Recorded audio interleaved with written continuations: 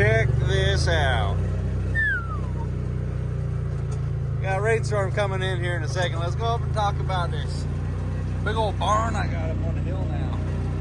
We'll come back down and talk about the pond here in a second though. She's full up.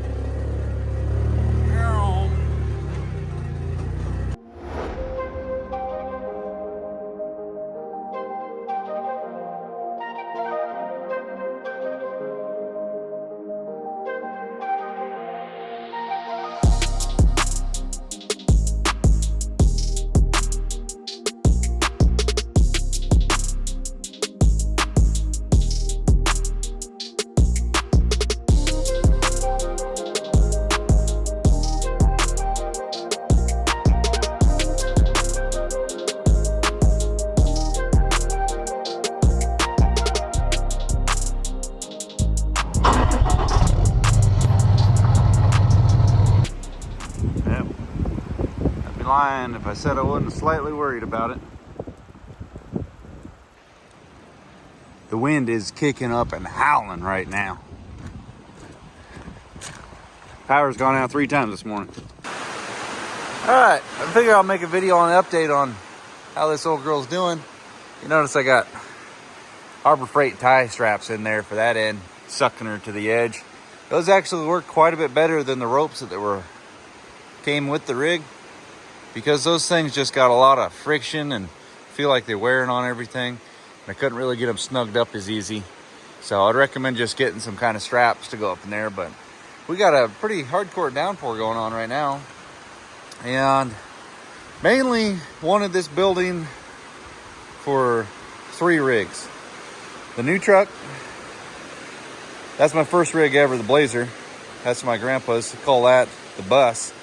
89 K5 Blazer, and then grandma's truck, because they just need to be mainly out of the sun. And I happened to pick this thing up about the same time. Man, it is really coming down now.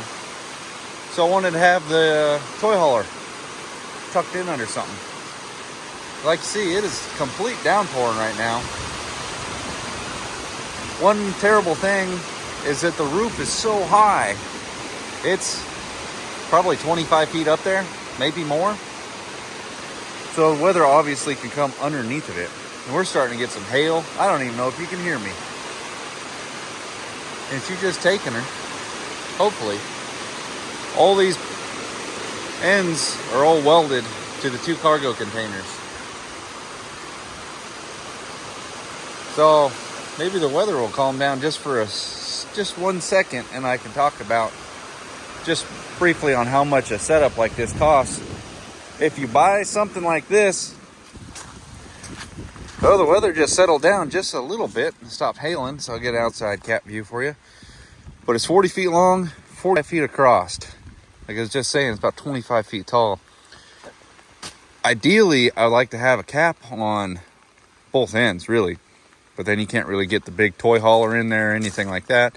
So we're just aiming to keep as most rain as we can off the toy hauler and the rigs and the sun. Right now, the day and age of these containers, you're talking 7-8 grand a container, unless you find a deal on them or you know somebody.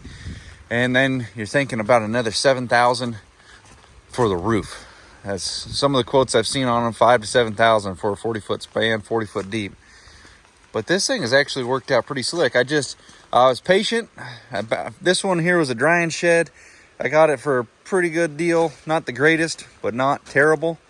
And then this one over here, buddy hook up on it. And then this thing was literally something that I got left over from an auction and didn't get used.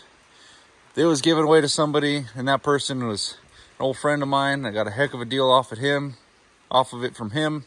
He made money, and it was brand new. So they say the lifespan is about 5 to 7 years on the tarp. But I just want to give a brief update on it. Looks like the wind kind of kicked through. It's been up for several months now. But that side is fixing to not hold her anymore. So I'm going to have to get a ladder up there and get those tie downs back involved. I don't know what happened there. I better check this side too.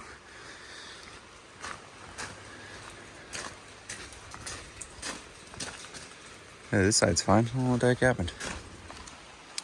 Well, that was kind of funny timing. I can like low-key check those every time I'm in here. That one I need to address even yet, but there's 1, 2, 3, 4, 5 of them that were loose. I might check the one on the very end, give it another click. But that was the first time I did any maintenance realistically to this. I think just this last week of windstorms and everything kind of rattled it around a little bit. She settled a little, and that's just nature of the beast. My point being though, why I don't have end caps on it is I'm definitely worried about any of the wind. Kind of in the trees down here, but this is still like the valley. That's another one of the reasons I was willing to put this tent tarp up, because we don't really get snow down here. I think it's actually snowing in town right now. Definitely 40 minutes away from here, just heading that way, you'll get snow. But down here, we've gotten a couple little sprinkles and mists of it, but nothing ever really hung around. So that's why I was willing to put this here. But if I had the caps on it, then the wind might want to try and, break her over sideways. But definitely if I had a little lean-to back here to keep the back end of the trucks out of, the weather, that would be nice. But the way the sun beams through, it keeps the choice vehicles back here and the cabs out of the sun. So that's what I really like about it. And again, keeps that trailer out of the weather. I don't see any water on the top of that. So you know how those things go. As soon as they start getting rained on all the time, it just puts hurt on them. I will full on admit that it was quite a bit of effort and work to put that thing up. I encourage you to go back and watch the video of installing this thing. Man, it is sweet though. It is freaking, you don't know how big one of these suckers are until you actually see it in person. But maybe some folks think, wow, why don't you just put a new regular building there? This is technically a temporary structure, so you don't have to permit it. And that's one major thing that a lot of people oversee, because permits, yeah, they cost money. Yeah, they're a pain in the butt.